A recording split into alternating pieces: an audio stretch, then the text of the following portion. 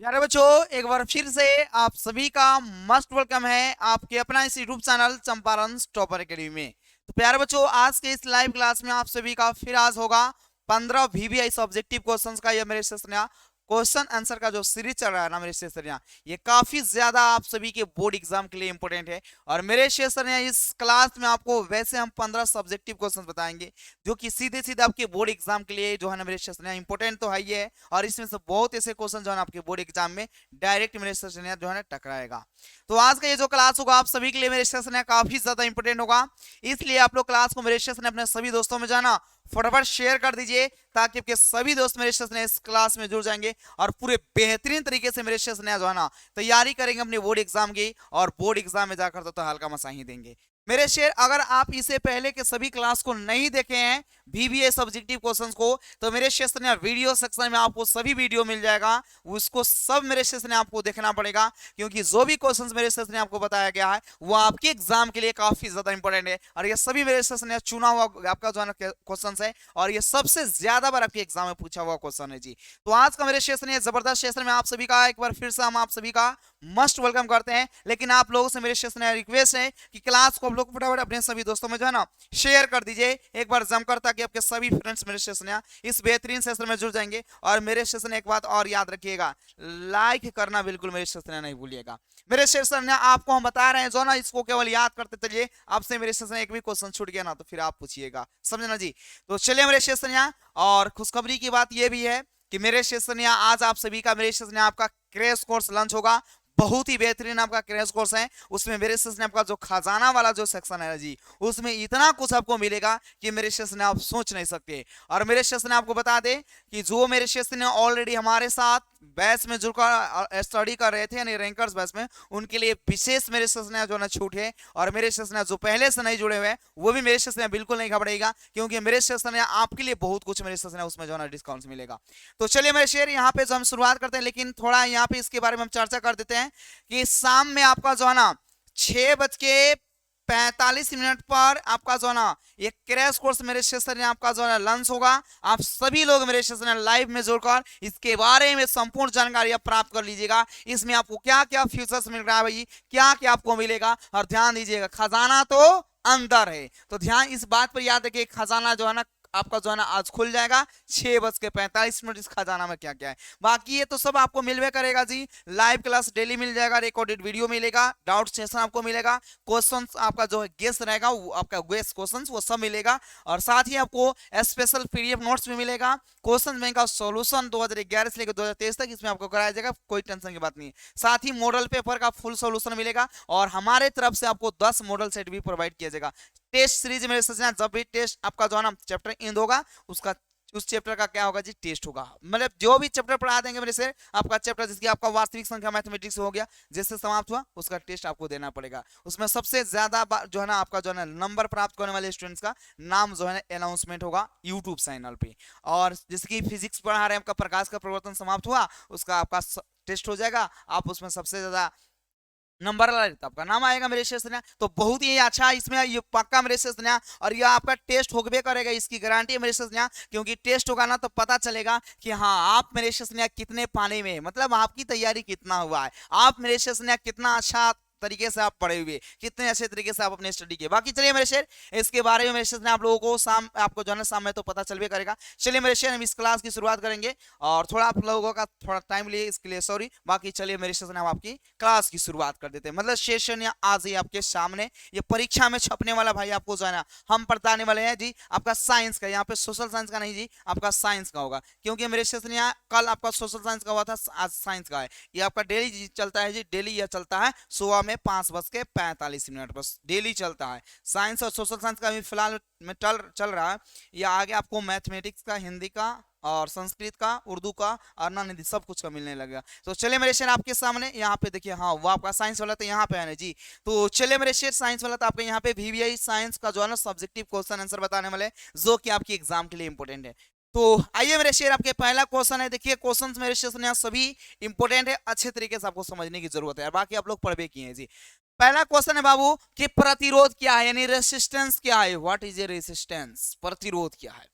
तो देखिए मेरे स्टेशन ये जो है ना किसी चालक पदार्थ का वह गुण होता है जो मेरे स्टेशन जो है ना चालक पदार्थ में प्रवाहित होने वाली विद्युत धारा का करंट का क्या करता है जी, विरोध करता है। यानी करंट में क्या यहाँ पे विद्युत परिपथ में जो करंट सप्लाई होता है ना उसमें रुकावट पैदा करने का काम कौन करता है जी, आपका प्रतिरोध करता है, रेसिस्टेंस। तो वहीं आप यहाँ पर ध्यान दीजिए, यहाँ पर आंसर इसका लिखिएगा कि किसी चालक पदार्थ का वह गुण, क्या है रेसिस्टेंस, यहाँ किसी चालक पदार्थ का वह गुण जो उस पदार्थ से जो ना प्रवाहित होने वाली जो ना विद्युत धारा का जो ना क्या करता है मेरे यहाँ विरोध करता है, प्रतिरोध कहलाता है। क्या कहलाता है मेरे यहाँ प्रतिरोध। याद रखिएगा किसी चालक पदार्थ का भाई प्रतिरोध जो ना किसी चालक पदार्थ का वह गुण है जो मेरे उस पदार्थ में जो ना प्रवाहित होने वाली विद्युत धारा क्या कहता है जी, विरोध करता है। मेरे क्या कहलाता है जी, आपका रेसिस्टेंस कहलाता है, प्रतिरोध जो है ना वो कहलाता है।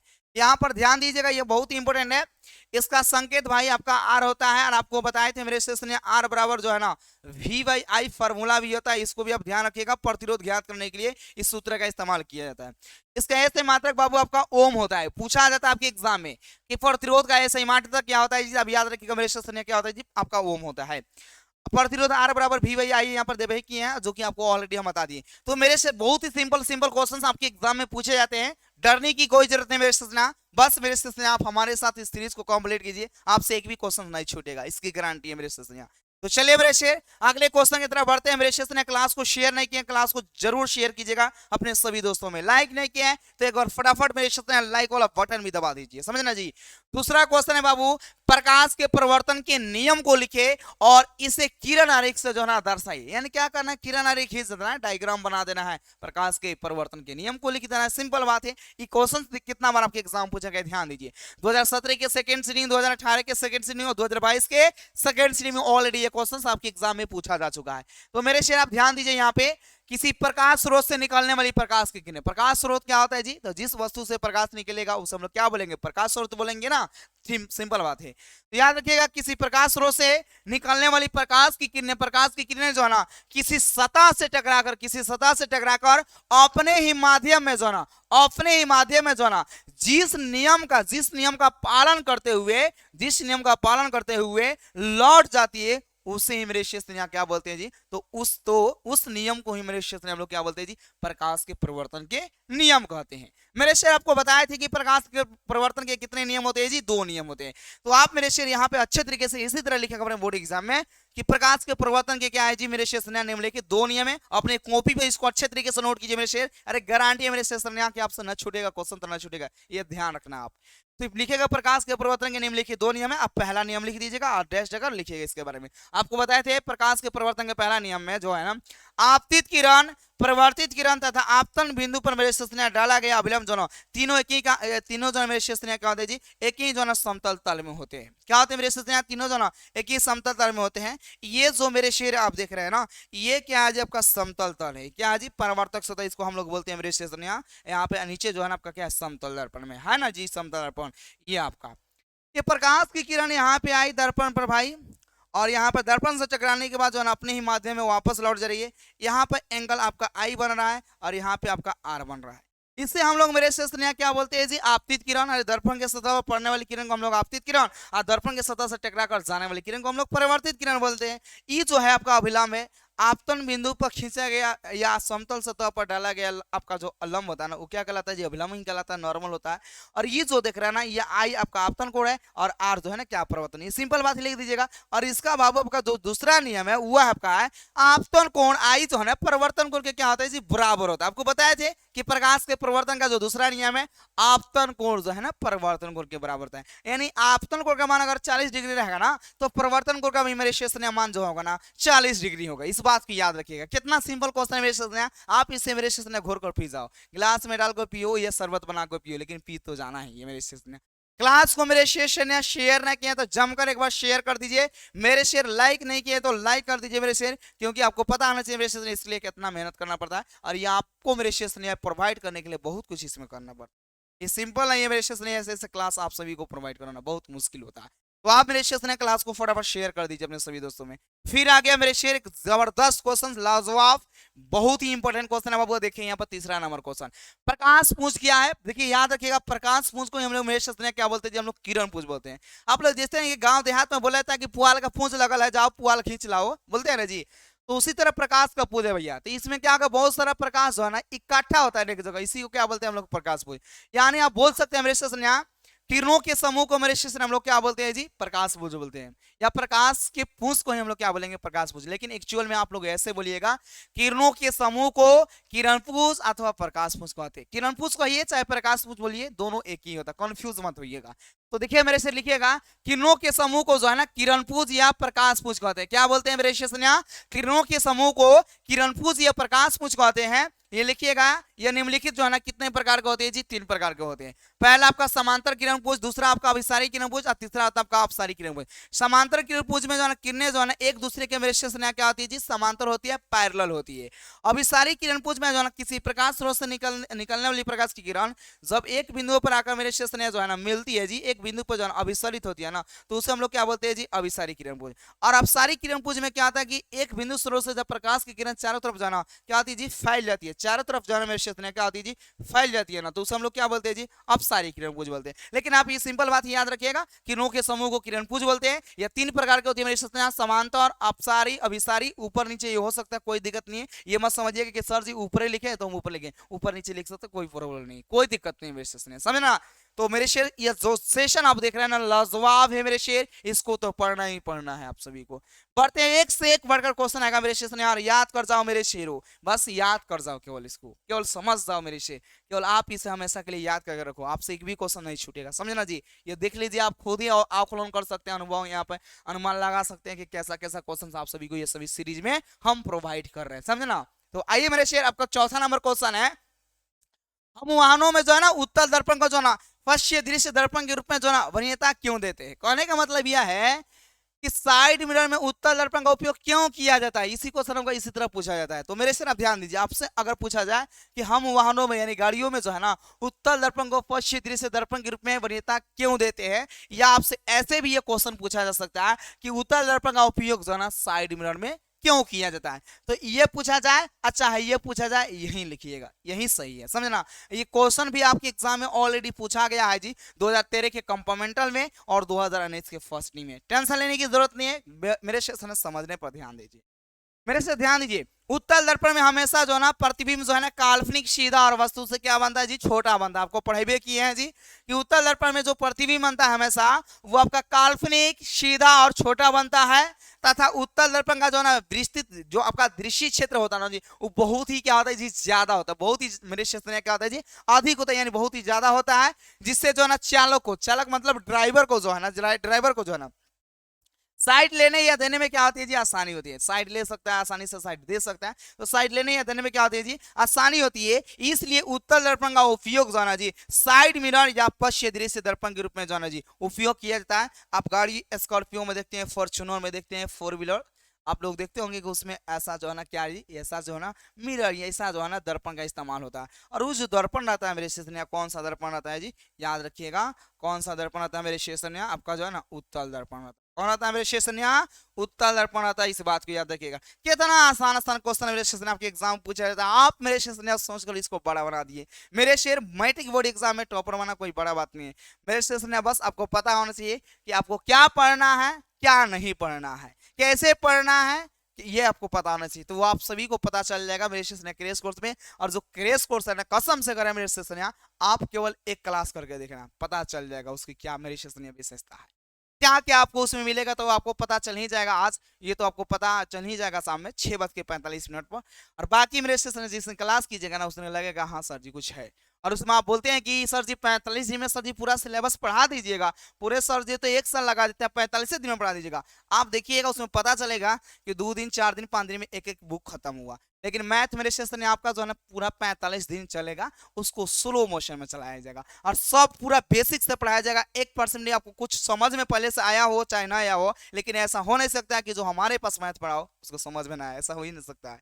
तो मेरे शेर अगर कहीं पे भी आप पढ़े होंगे तो डरिएगा नहीं मेरे शेर, क्योंकि हम हैं आपके साथ, तो फिर आपको क्या गम है। बस सिंपल बात है, आप केवल उसमें जुड़ जाइएगा, आपको पता चल जाएगा। आप शाम में जुड़िए, आपको पता चल ही जाएगा उसमें क्या क्या। चलिए अगला क्वेश्चन है मेरे शेर, एक से एक बढ़कर क्वेश्चन आ रहा है। देखिए अगला क्वेश्चन है बाबू, वास्तविक प्रतिबिंब और काल्पनिक प्रतिबिंब में क्या अंतर है मेरे शेष ने।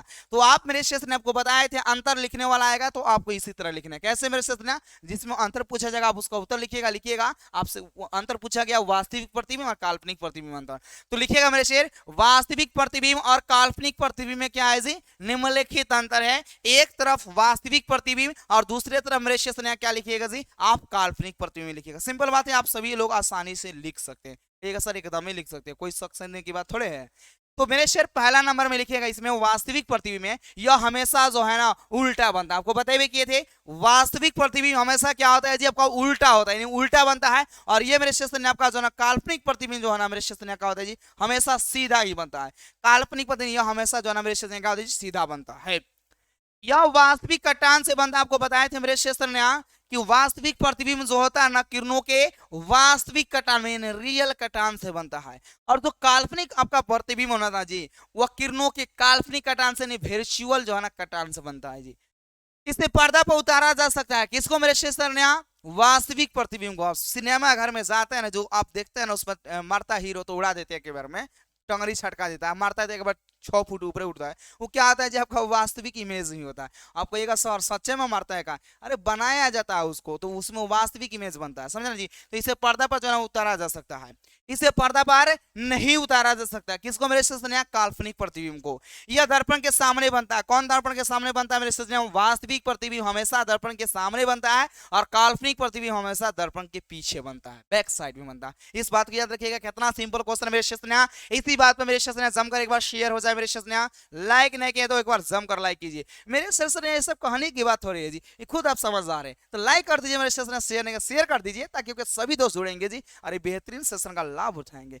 बढ़ते अगले क्वेश्चन की तरफ बाबू। अगला क्वेश्चन एक से एक बढ़कर क्वेश्चन आएंगे जी। आवर्धन किसे कहते हैं, वर्णन करें। ये क्वेश्चन ऑलरेडी आपके एग्जाम में मेरे सेशन का पूछा गया जी 2017 के सेकंड सीटिंग में। तो मेरे सर आपको बताए थे कि प्रतिबिंब की ऊंचाई और वस्तु की ऊंचाई के अनुपात को हम लोग क्या बोलते हैं जी, आवर्धन बोलते हैं, मैग्निफिकेशन बोलते हैं। आवर्धन को m से सूचित किया जाए, m बराबर आपका जो होता है v बटा u। लेकिन दर्पण में क्या होता है मेरे शेर, माइनस में होता है, लेंस में प्लस में होता है। तो ध्यान दीजिए, आप यहाँ पर ध्यान दीजिए, देखिएगा प्रतिबिंब की ऊंचाई और वस्तु की ऊंचाई के अनुपात को यानी रेशियो को जाना क्या बोलते हैं जी, आवर्धन यानी मैग्निफिकेशन कहते हैं, या प्रतिबिंब दूरी u, प्रतिबिंब दूरी u। और अरे प्रतिबिंब दूरी u नहीं होता है, प्रतिबिंब दूरी v होता है, ध्यान रखिएगा। प्रतिबिंब दूरी v और वस्तु दूरी u के अनुपात को क्या बोलते हैं जी, आवर्धन बोलते हैं। लेकिन आप याद रखिएगा m बराबर जो होता है ना माइनस में v बटा आपका u होता है। इस बात को आप ध्यान रखिएगा मेरे स्टेशन। ये आपका फॉर्मूला होता है जी, पूछा जाता है कि दर्पण में जो है ना आवर्धन m बराबर क्या होता है, तो माइनस में v बटा u। और एक बात आप यह याद रखिएगा, आपसे लास्ट में हम पूछेंगे, आप बताइएगा, क्वेश्चंस पूछेंगे, आप लास्ट में बताइएगा, याद रखिएगा। आप तो ज्यादा अंदाजा लगा ही चुके होंगे कि हम पूछने वाले क्या है, हमको याद रहेगा, लास्ट में हम पूछेंगे, तो आप उसका आंसर बताइएगा। और लास्ट में इसलिए मेरे सर ने आपसे हम क्वेश्चंस पूछते हैं ताकि ये पता चल सके कि कौन कौन जो है ना पूरे लास्ट तक वीडियो को देखते हैं और कौन कौन पूरे क्वेश्चन को अपनी कॉपी पर नोट करते हैं। मुझे पता लगाना रहता है मेरे सर ने कि कौन कौन जो है ना पूरे क्लास में करते। ध्यान रखना चाहिए कि लास्ट में आपको कमेंट बॉक्स में कमेंट करना ही पड़ेगा। चलिए बढ़ते हैं आगे, एक से एक बढ़कर क्वेश्चन आएगा मेरे क्षेत्र में। अगला क्वेश्चन है, खनिज किसे कहते हैं मेरे क्षेत्र, ध्यान दीजिएगा, लिखिएगा। पृथ्वी के भूप्रपट्टी में, कहे भूप्रपट्टी क्या होता है, पृथ्वी में जो है ना ऊपर जो आपका परत होता है ना, वो नहीं, अंदरवा जो होता है ना आपका क्या होता है, पट्टी होता है, उसी को भूप्रपट्टी बोलते हैं जी। तो पृथ्वी के भूप्रपट्टी में जो है ना प्राकृतिक रूप से पाए जाने वाले तत्व यानी एलिमेंट या जो है ना कंपाउंड यानी तत्व या यौगिक को जो है मेरे क्षेत्र क्या बोलते हैं, हम लोग खनिज बोलते हैं। सभी खनिजों से जो है ना धातु प्राप्त नहीं किया जा सकता है।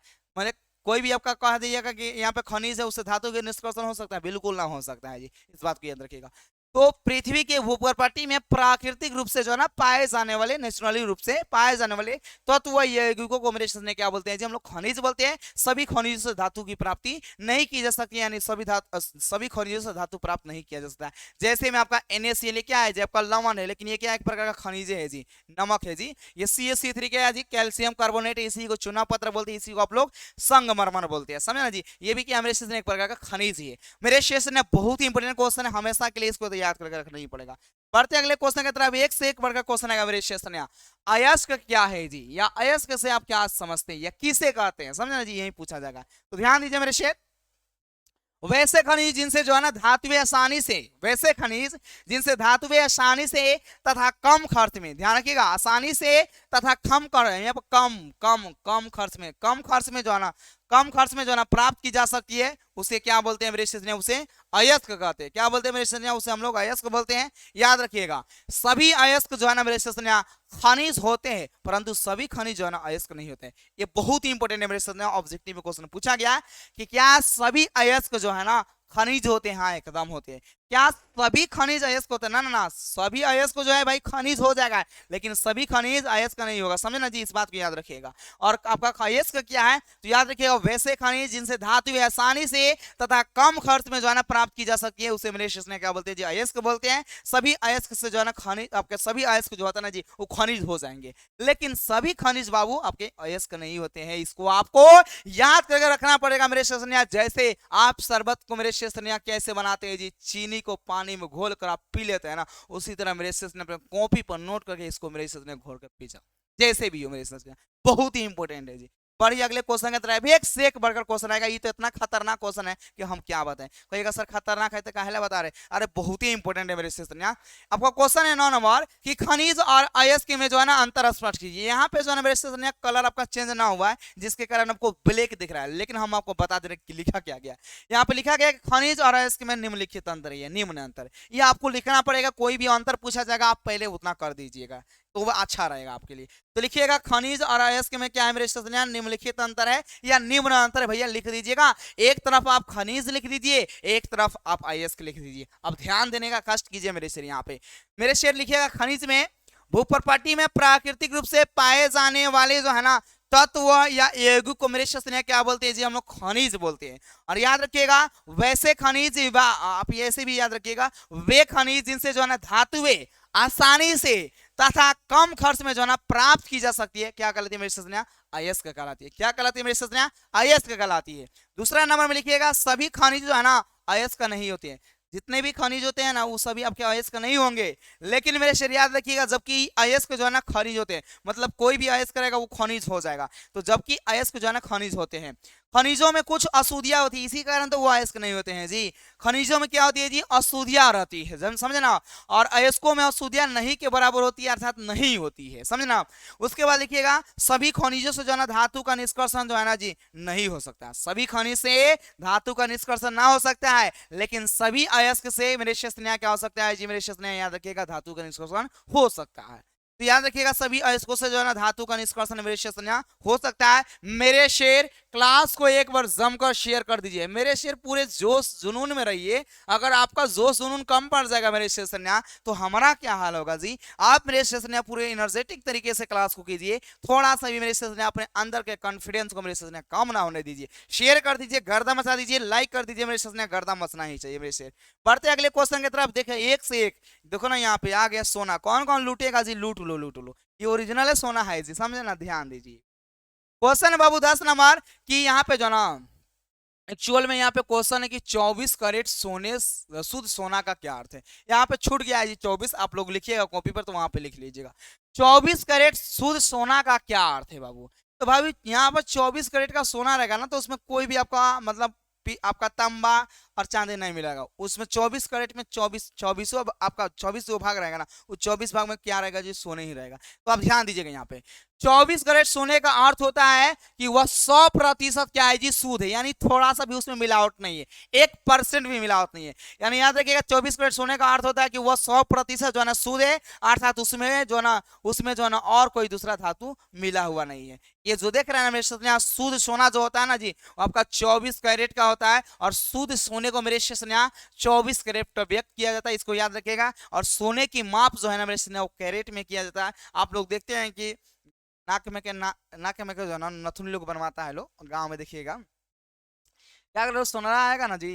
तो क्या करेगा, भैया नाक में के नथुनी बना ना दीजिए, नाक में के खील बना ना दीजिए। कहेगा हाँ बना देंगे बहनी, लेकिन कहेगा कितना पैसे लेंगे, कितना पैसा, 700-800 रुपये में बन जाएगा खीलवा। छोटकी देखिएगा, छोटका पहनता है सब, तो वो 700-800 में। इस समय कहना बनेगा कि नहीं बनेगा, बहुत पहले की बात हम कर रहे हैं जी। तो इस समय तो हमको लगता है 1500, 1700-1800 तो कम नहीं लगता होगा, इतना तो लगभग करेगा। आप वो वजन पर डिपेंड करता है जी, समझे ना जी। तो और देखते हैं कि विवाह शादी होता है, लड़की लोगों का तो गहना बनता है जी, जेवरात बनता है। उसमें क्या आता है कि जाएगा बनवाने ना, तो पूछेगा कि कितना कैरेट का चाहिए, तो बोलिएगा 24 कैरेट। 24 कैरेट का ना देगा जी, 24 कैरेट का जो सोना आता है ना, वो का आता है जी आपका नरम होता है, वो जो है ना मतलब इसको मसलिएगा तो मिसला जाएगा। जो सोनार होते हैं ना, वो 22 कैरेट का सोना देते हैं, 20 कैरेट का देते हैं, 18 कैरेट का देते हैं, 18 उसके बाद 16 कैरेट का बढ़। लेकिन मेरे स्टेशन में आपको पता होना चाहिए सोनार किसी का ना होता है जी, सोनार अपने माँ के नहीं हुए तो आपका क्या होंगे, याद रखना। तुम जाना तो बोलना कि हमको 22 कैरेट का सोना चाहिए, और लड़के लोग तुम लोग से बोलता है बता देते हैं, बोला अपने माता पिताजी से, ए पिताजी गहना बनवा रहे हैं ना, तो 22 कैरेट का बनवाइए, 20 कैरेट का नहीं, कहा है दे रहे हैं तो ओरिजिनल सामान ना दीजिए, काहे ला डुप्लीकेट दे रहे हैं। बाकी पता चलेगा कि लास्ट में कभी जरूरत पड़ा था कहेगा सोना रहा, अरे ये रद्दी के भाव में ये ना लेंगे, हम इसमें पैसा वैसा ना देंगे, समझे ना जी। तो बोलना है पिताजी सोना दीजिएगा ना, नक में का नथुनिया, कान में का बाली जो दीजिएगा, कान में का बाली ऐसे ऐसे ऐसे इतना बड़ा बड़ा सब पहनते हैं लटका लटका के। तो बोलना कि यहाँ पे कम से कम बाबा जी 24 कैरेट का तो बन नहीं सकता, नहीं बने ही जाएगा, तो एक बने कहाँ जी, मुलायम होता है, मिसल जाएगा। तो वो आपको जो सोनार भाई होते हैं ना, बोला कि 22 कैरेट का सोना दो। 22 कैरेट का सोना का मतलब यह हुआ कि उसमें आपका 22 भाग तो सोना रहे करेगा, और 2 भाग क्या रहेगा जी, चांदी और तांबा मिला कर देगा, ताकि काड़ा हो जाए, ताकि दबाइवा कीजिएगा ना तो ना दबेगा, याद रखना। तो भाई 24 कैरेट सोने का अर्थ होता है कि वह 100% क्या है जी, शुद्ध है, अर्थात उसमें कोई दूसरा धातु जो है ना नहीं मिला हुआ है। जो देख रहे हैं ना जी क्या है जी, गोल्ड है। ये क्या है मेरे शेष, ये जो देख रहे हैं ना आप क्या है जी, सोना है। क्या है मेरे शेष, सोना है, या एयू गोल्ड है, गोल्ड गोल्ड गोल्ड, इसको आप ध्यान रखना। आइए आगे बढ़ते, एक और इंपॉर्टेंट क्वेश्चन आ गया मेरे शेर यहाँ पे फिर आपका यहाँ पे 22 कैरेट होना चाहिए जी। 22 कैरेट शुद्ध सोने का क्या अर्थ है, 22 यहाँ पर जो है ना ये नंबरिंग कर रहे थे तो शायद यहाँ पे हमको लगा कि 22 कैरेट हट गया है जी, तो आप परेशान मत, इसको आपको लिख दीजिए कॉपी पर। देखिएगा बाबू यहाँ पे 22 कैरेट शुद्ध सोने का अर्थ होता है कि 24 ग्राम आभूषण में, यानी 24 ग्राम जेवरात में जो है ना 22 ग्राम जो है ना सोना एवं 2 ग्राम जो है ना चांदी एवं क्या होगा, तांबा होगा। यानी 24 कैरेट का शुद्ध सोना होगे करता है। अगर 22 कैरेट का बनवाइएगा तो 22 में तो उसमें जो है ना 22 ग्राम तो आपका 22 ग्राम आपका आभूषण में तो 24 ग्राम आभूषण में 22 ग्राम क्या देगा जी, आपका सोना देगा, शुद्ध देगा। और 2 भाग जो रहेगा ना आपका चांदी और क्या मिलेगा, कॉपर मिलेगा, ताकि काड़ा हो जाए, ना मुलायम होगा, समझ रहे। तो देखते हैं ना कि वहां पर जाएगा ना तो 22 कैरेट का देता है। कोई भी सोनार जो है ना ओरिजिनल सोना खरीदिएगा, बिना उसको गहना वाना नहीं बनवाना है, रखने के लिए खरीद रहे हो, मतलब समझ लीजिए कि मालदार पार्टी है ना, जमा करने के लिए तो 24 कैरेट का सोना दे देगा, बहुत महंगा देगा। लेकिन अब गहना बनवाइएगा तो 22 कैरेट का देगा, 24 कैरेट का ना देगा ना तो मिसल जाएगा। तो 22 कैरेट शुद्ध सोने का अर्थ होता है कि 24 ग्राम आभूषण में 22 ग्राम क्या हो, सोना में 2 ग्राम क्या हो जाए आपका तांबा रहेगा, और चांदी जो है ना मिला हुआ रहेगा। ये जो देख रहे हैं क्या है जी, आपका सोना ही है मेरे स्टेशन। अब कहिएगा सर ये बताइए कि 22 कैरेट का है कि यहाँ पे 24 कैरेट का है, इसकी माप मेरे स्टेशन कैरेट में की जाएगी, या हमारे पास यहाँ सब जो है ना अभी कैरेट वाला मशीन ना है कि हम माप दें, यहाँ पे ये नहीं बता, आपको दिखाने के लिए मेरे स्टेशन हम लगा है ये सोना है, ये समझ रहे, ऐसे में सोना मतलब सोना तो सब कोई देखता है जी। चलिए अगला क्वेश्चन है मेरे शेर, एक से एक बढ़कर क्वेश्चन आएंगे, गर्दा गर्दा मचा देना है। 12 नंबर क्वेश्चन है कि धातुओं के संक्षारण से अब क्या समझते हैं तथा इसे रोकथाम के जो है ना उपाय को लिखे। यानी धातुओं के संक्षारण से आप क्या समझते हैं। देखिए आपके एग्जाम में ऐसे भी क्वेश्चन पूछा जा सकता है कि संक्षारण से आप क्या समझते हैं। धातु के संक्षारण से बचाने के लिए 2 उपाय लिखिए, 3 उपाय लिखिए। तो मेरे शेर क्वेश्चन यही रहेगा, आपको क्या करेगा कि थोड़ा सा इधर घुमा देगा, तो आपको मेरे शेर में घूमना नहीं है, बोलना कि हम तो घुमा देंगे आप ही को, हम कैसे घूम जाएंगे। तो मेरे शेर आपसे क्वेश्चन पूछा गया धातुओं के संक्षारण से आप क्या समझते हैं तथा इसे रोकथाम के लिए ना क्या बताइए जी उपाय को लिखिए। लिखिएगा मेरे स्टेशन यहाँ, वैसी रासायनिक अभिक्रिया जिसमें जो है ना कोई क्रियाशील धातु, जिसमें मेरे स्टेशन ना कोई क्रियाशील धातु जो है ना जी नमी युक्त हवा से जो है ना अपक्रिया करके अवांछनीय पदार्थ का क्या करती है जी निर्माण करती है, खराब पदार्थ का निर्माण करती है, उसे जो है ना मेरे स्टेशन धातुओं क्या कहते हैं जी संक्षारण कहते हैं। धातुओं को मेरे स्टेशन क्या बोलते हैं जी संक्षारण। देखते हैं कि लोहे की वस्तु को लंबे समय तक खुली हवा में बाहर छोड़ दीजिएगा तो उस पर जंग लग जाता है, क्या लग जाता है जंग, और जंग लगना ही क्या जी संक्षारण निकल आता है। तो मेरे से लिखिएगा वैसी रासायनिक क्रिया जिसमें कोई क्रियाशील धातु नमयुक्त हवा के आपके नमयुक्त आपके हवा से जो क्रिया करके अक्षणीय पदार्थ का निर्माण करता है, उससे धातुओं का क्या कहते हैं जी संक्षारण बोलते हैं। लिखिएगा धातुओं का संक्षारण के जो रोकथाम का जो आपका उपाय जो है क्या जी निम्नलिखित है। धातुओं को जो है पेंट करके देखते होंगे आप स्कूल में पढ़ने जाते हैं, लोहा का बेंच बना होगा, उसका क्या कर दिया जाता है जी पेंट कर दिया जाता है, ताकि उसका मेरे स्टेशन क्या हो जाए संक्षारण हो, अर्थात उस पर जंग ना लगे, ताकि वह जो मेरे स्टेशन जंग नहीं लगेगा तो लंबा समय तक ना टिकेगा जी। तो याद रखिएगा धातुओं को पेंट करके तेल लगा करके, देखिएगा बहुत ऐसी चीज होती है जिसमें जो है ना रिंग आप लोग देखते हैं ना साइकिल का, उसमें क्या है तेल लगा दिया जाता है ताकि संक्षारित ना हो जी। तो तेल लगा करके, ग्रीस लगा करके, देखते हैं बहुत ऐसी चीज लोहा का रखा जाता है, उसमें ग्रीस पोत दिया जाता है ताकि वो क्या हो जी संक्षारित ना हो, अर्थात उसमें जंग ना लगे।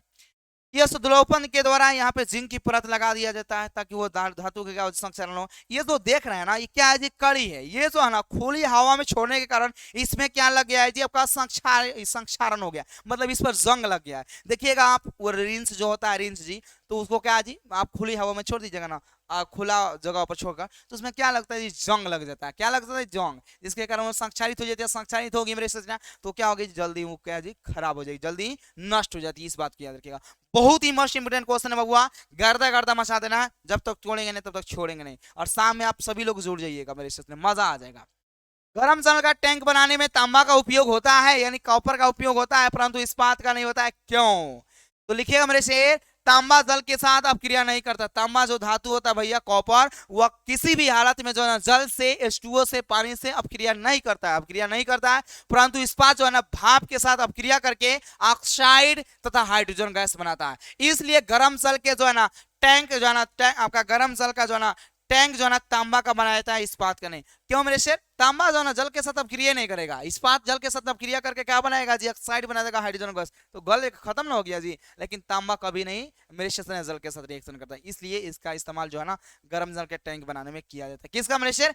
तांबा का। बढ़ते हैं अगले क्वेश्चन की तरफ मेरे शेर ने। क्लास को मेरे शेर ने एक बार जम कर शेयर कर दीजिए फटाफट मेरे शेर ने, तो मेरे शेर ने पूरे एनर्जेटिक तरीके से मेरे शेर ने क्लास को देखिए, पूरे मेरे शेर ने जोश जुनून में रहिए, जोश जुनून कम ना होने दीजिए। चलिए 14 नंबर क्वेश्चन है, सूचक किसे कहते हैं बाबू? किसे कहते हैं मेरे शेष ने? सूचक। अब ध्यान दीजिए, तो सूचक भाई वैसा पदार्थ होता है जो अपने रंग परिवर्तन के द्वारा या गंध परिवर्तन के द्वारा जो है ना अम्लीय क्षारीय विलयन की क्या देता है जी पहचान को जो है ना बताता है।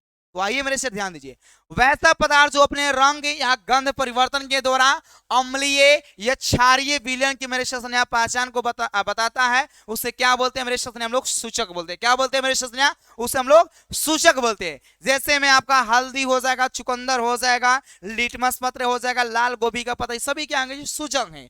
लेकिन मेरे शासन आप याद रखिएगा, हल्दी जो होता है ना जी यह प्राकृतिक सूचक होता है, और जो लौंग का जो तेल होता है ना जी वो गंधीय सूचक होता है। पूछा जाता है आपके एग्जाम में, समझना जी, इस बात को याद रखिएगा, बहुत इंपॉर्टेंट मेरे से याद कर जाना है मेरे से हमेशा के लिए। बढ़ते हैं मेरे शेर लास्ट क्वेश्चन की तरफ, लेकिन उससे पहले आपको बता दे कि आपको याद होना चाहिए कि हम बोले हैं क्या कि लास्ट में एक क्वेश्चन पूछेंगे। क्या पूछेंगे? एक क्वेश्चन पूछेंगे, हम भूले नहीं, हमें याद है हमको। अम्ल वर्षा क्या है या आपसे पूछा जाएगा अम्लीय वर्षा क्या है, तो आप समझ लीजिएगा कि यही पूछा गया है, समझना। तो लिखिएगा बाबू, जब वर्षा पानी का पीएच मान क्या है जी, मतलब जब बारिश होता है ना जी, वर्षा पानी का पीएच मान जो है ना 5.6 से या उससे कम होता है ना, तो ऐसे वर्षा को मेरे अम्ल वर्षा कहते हैं या अम्लीय वर्षा कहते हैं। अम्ल वर्षा का मुख्य कारण जो है ना मेरे कारक जो होता है नाइट्रोजन डाइऑक्साइड, क्या होता है मेरे nitrogen dioxide, NO2, sulphur dioxide यानी SO2 और सल्फर ट्राइऑक्साइड यानी SO3। ट्राई का मतलब 3 होता है, आप ध्यान रखिएगा, डाई का मतलब 2 होता है, इस बात को ध्यान रखिएगा। तो मेरे से आप ध्यान दीजिएगा, जब वर्षा के पानी का पीएच मान 5.6 से या उससे कम होता है तो वैसे वर्षा को क्या बोलते हैं जी? अम्ल वर्षा बोलते हैं। अम्ल वर्षा का मुख्य कारक जो है ना नाइट्रोजन डाइऑक्साइड NO2, आपका सल्फर डाइऑक्साइड SO2 और सल्फर ट्राइऑक्साइड SO3 होता है, समझना जी। आपसे ये भी पूछा जाता है कि अम्लीय वर्षा का पीएच मान कितना होता है, तो अम्लीय वर्षा का पीएच मान 5.6 से कम होता है, इसको याद करके रखिएगा। बहुत इंपॉर्टेंट क्वेश्चन है बाबू था, या आपको हमेशा के लिए इसको क्या करना है, याद करके मेरे से रखना है, क्योंकि यही पूछा जाएगा आपके एग्जाम में, और इसको तो याद करके रखना पड़ेगा मेरे से, आपसे भी रिक्वेस्ट है। तो मेरे शेर आपको पता है कि डेली आपका 10 क्वेश्चन मेरे से हम आप सभी से पूछते हैं, वह तो पूछबे करेंगे, लेकिन लास्ट में एक और क्वेश्चन हम पूछेंगे, याद रखना। तो मेरे शेर आप लोग क्लास को एक बार जो है ना जमकर शेयर कर दीजिए, क्योंकि मेरे शेर अब आपका टेस्ट स्टार्ट होने वाला है। क्या होने वाला है मेरे शेर ने? आप सभी का टेस्ट होगा। आप सभी बताना यहाँ पर कि 10 आप क्वेश्चन में कितना सही किए। आपके सामने आपका क्वेश्चन आ रहा है, फटाफट शेयर कर दीजिए मेरे सेशन सभी लोग अपने सभी दोस्तों में, ताकि आपके सभी दोस्त मेरे सेशन क्लास में जुड़ जाएंगे। फटाफट मेरे सेशन शेयर कीजिए, तो आपका क्वेश्चन आ रहा है जी। चलिए पहला क्वेश्चन आ गया मेरे शेयर। अगला क्वेश्चन यहाँ पे नहीं, बल्कि पहला क्वेश्चन है, मानव हृदय में कितने कोष्ठक पाए जाते हैं? मानव का जो हृदय होता है, हार्ट होता है, इसमें कितने कोष्ठक, कितने चैम्बर होते हैं जी? तो याद रखिएगा, मानव के हृदय में 4 कोष्ठक होते हैं। पूरे ईमानदारी के साथ आप अपना आंसर बताइए, लास्ट में आपको बताना है कि 10 में आप कितना सही किए। 10 ही क्वेश्चन है आज, आपको बताना है कि 10 में कितना सही किए। तो क्या हो जाएगा जी राइट आंसर इसका? आपका डी हो जाएगा, मतलब 4 चैम्बर होते हैं, डी ऑप्शन होगा। अगला क्वेश्चन बाबू हुआ है, रक्त का लाल रंग निम्नांकित में से किस प्रोटीन के उपस्थिति के कारण होता है जी? अरे ब्लड जो होता है, जो खून होता है ना, वो लाल क्यों दिखाई देता है? तो याद रखिएगा हीमोग्लोबिन के कारण दिखाई देता है लाल। ऑप्शन क्या होगा मेरे क्षेत्र में? बी ऑप्शन हो जाएगा। ये आपको जो दिख रहा है ना वहां पे ईयर, वो आपके एग्जाम में पूछा गया 2023 में, इसलिए दिखा रहा है। चलिए, कोशिका झिल्ली किस प्रकार की झिल्ली है मेरे सेशन? यहाँ तो याद रखिएगा कोशिका झिल्ली जो है ना अर्धपारगम्य झिल्ली है, यानी कोशिका झिल्ली को हम लोग मेरे सेशन क्या बोलते हैं जी? अर्धपारगम्य झिल्ली बोलते हैं। कहां जी अर्धपारगम्य झिल्ली? सी ऑप्शन में सी ऑप्शन लगा दो, सबसे ज्यादा मेरे सेशन में सी ऑप्शन हो जाएगा। अगला क्वेश्चन है बाबू, आपसे पूछा गया है कि रक्तचाप मापने क्या जो है ना मापने वाला जो उपकरण होता है उसको क्या बोलते हैं जी? जो ब्लड प्रेशर मापने वाला, बीपी मापने वाला जो आपका उपकरण होता है, जो मशीन होता है, उसको क्या बोलते हैं जी? तो याद रखिएगा सिफगैर, आपका सिफगैर मैनोमीटर मिला देता है, ये आपको दिखाई भी किए थे। और याद रखिएगा रक्तचाप से आप क्या समझते हैं, इसे किस यंत्र के द्वारा यानी किस मशीन के द्वारा मापा जाता है, ये भी पूछा जाता है 2 नंबर में। तो याद रखिएगा यहाँ पे जो है सिफगैर, आपका जो है सिफगैर मैं जो आपका जो है मो मैनोमीटर होगा, आपका डी ऑप्शन राइट आंसर है इसका। ये कब क्वेश्चन पूछा गया जी? 2023 के सेकंड सीरीज में बहुत बार पूछा गया, ये नहीं कि केवल 2023 में। लासिका का रंग कैसा होता है मेरे स्त्रियां? तो याद रखिएगा लासिका का जो रंग होता है ना हल्का पीला रंग का होता है। कैसा होता है जी? हल्का पीला होता है। ऑप्शन क्या होगा जी? डी हो जाएगा। क्लास को मेरे क्षेत्र ने जमकर शेयर कर दीजिए अपने सभी दोस्तों में, ताकि आपके सभी दोस्त जुड़ जाएंगे जी। ऑक्सीजन के परिवहन के लिए जिम्मेदार जो ना रक्त घटक कौन होता है जी? तो ऑक्सीजन के परिवहन के लिए जिम्मेदार जो घटक होता है ना आपका आरबीसी होता है, रेड ब्लड सेल, लाल रक्त कणिकाएं, या मेरे यहाँ लाल रक्त कोशिकाएं बोल सकते हैं। ऑप्शन क्या होगा जी? ए हो जाएगा। बढ़ अगले क्वेश्चन की तरफ मेरे से। अगला क्वेश्चन है आपका कि मनुष्य में वृक्क के तंत्र का भाग है जो संबंधित है मेरे से। तो याद रखिएगा मनुष्य का जो वृक्क जो किडनी होता है ना, जो मेरे से क्या है जी? आपका मेरे से क्या है जी? तंत्र का भाग है जो किससे संबंधित है जी? उत्सर्जन से। ऑप्शन क्या होगा मेरे से? सी ऑप्शन होगा। गर्दा गर्दा मचा दीजिए मेरे से।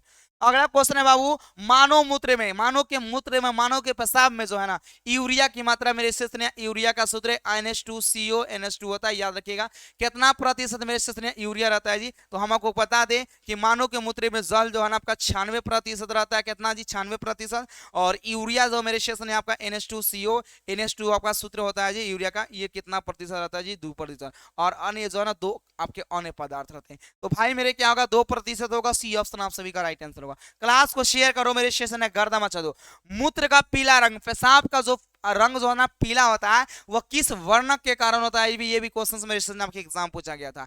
तो मेरे सेशन में याद रखिएगा मूत्र का यानी पेशाब का जो पीला रंग होता है ना, वह मेरे सेशन में किसके कारण होता है जी? यूरोक्रोम के कारण। किसके कारण मेरे सेशन में? यूरोक्रोम के कारण। कहां है जी? बी ऑप्शन में। बी ऑप्शन आप लगा दीजिए। एक अगला क्वेश्चन आपके सामने बहुत ही जबरदस्त क्वेश्चन आ गया मेरे से। मानव गुर्दे का आकार होता है, तो हम आपको बताए थे मानव का जो गुर्दा होता है जी, इसका जो आकार होता है ना वो सेम के बीज के आकार के जैसा होता है। कैसा होता है जी? सेम के बीज के आकार के जैसा होता है। तो कहा है जी? सेम के बीज के आकार के जैसा। सी ऑप्शन में सब लोग शिष्या दो। अब मेरे शेर आप यह बताइए कि आप 10 नंबर में कै गो नंबर आए, लेकिन ध्यान दीजिएगा लास्ट में बोले ना एक क्वेश्चन पूछेंगे आसान भी है, आप जानते भी है, लेकिन आपको बताना पड़ेगा उसका आंसर, कमेंट बॉक्स में बताना पड़ेगा मेरे से। पहले आप ये बताइए कि कितना सही किए, और इसका भी आप बताइएगा कमेंट बॉक्स में कि आप कितना सही किए थे। समझे ना जी? तो फटाफट मेरे सेशन एक बार जमकर आप लोग शेयर कर दीजिए, तो ताकि आपके मेरे सेशन सभी दोस्त जो है ना इस क्लास को देख लेंगे जी। और क्लास को लाइक नहीं किए तो एक बार लाइक भी कर दीजिए मेरे सेशन। यहाँ जबरदस्त सेशन है, जबरदस्त सेशन के लिए इतना तो कर ही सकते हैं ना, कर लीजिए। तो मेरे शेर आपसे हम लास्ट में तो क्वेश्चन बोले थे पूछने के लिए, अभी हम आपसे पूछेंगे। मेरे सेशन आप शेयर कर दीजिए एक बार जमकर, समझ ना जी? शेयर कर दीजिए। आपको मेरे सेशन बताना, आपका क्वेश्चन यह है कि आवर्धन का मात्रक क्या होता है। आपको कमेंट बॉक्स में कमेंट करना। ध्यान दीजिएगा आवर्धन का क्या मात्रक होता है, इसको बहुत अच्छा तरीके से हम पढ़ा है। अब होता है कि ना होता है ये भी आप जानते हैं, तो आप सभी लोग कमेंट बॉक्स में कमेंट करके बताइएगा। लेकिन मेरे शेर आप शाम में जरूर आप लोग जुड़ जाइएगा, सभी अपने दोस्तों को बता दीजिए कि मस्ट पावरफुल जो है ना सर का क्रैश कोर्स लॉन्च हो रहा है आज। आप सभी लोग जुड़ जाओ और इसके बेनिफिट के बारे में आप समझिए, इसमें आपको क्या क्या बेनिफिट मिलने वाला, क्या क्या इसमें जो है कोर्स की फैसिलिटीज आपको मिलने वाली। मेरे कसम से कह रहे हैं जी, इसमें एक बार जुड़ के पढ़ो ना, टॉपर नहीं बनाना तो फिर पूछना, समझे ना? इस बात को याद रखना। इसमें तुम्हारी जिंदगी के मेरे हम जो है पहलुओं को बदल कर रख देंगे। इसमें इतना ज्यादा आपसे मेहनत करवाएंगे, और इतने मस्ट इंपोर्टेंट आपका जो सेशन चलने वाला है ये 45 दिन मेरे सेशन आप याद रखिएगा। 45 दिन में आपको जो है आपके रिजल्ट में जो है ना इतना बड़ा प्रभाव इफेक्ट पड़ेगा कि आप सोच नहीं सकते। याद रखिएगा 45 दिन नहीं मेरे सेशन है, 45 दिन जो इसमें पढ़ेबे करेंगे उसके बावजूद आपका समाप्त हो जाएगा, तो फिर एक बार रिवीजन भी करा देंगे आप। एक बार फिर रिवीजन भी कराएंगे। तो मेरे शेर इसलिए हम पहले स्टार्ट करेंगे, आपको बता दें कि आज आपका लंच होगा 5 अक्टूबर को मेरे सेशन लंच हो रहा है, और इसमें जो है ना कोर्स जो आपका स्टार्ट होगा पढ़ाई वो 15 अक्टूबर के स्टार्ट होगा। कहिएगा सर क्यों इतना पहले? मेरे सिर्फ को पता होना चाहिए कि दिसंबर में पढ़ाकर हम कुछ ना उखाड़ सकते हैं, इस बात को ध्यान रखना।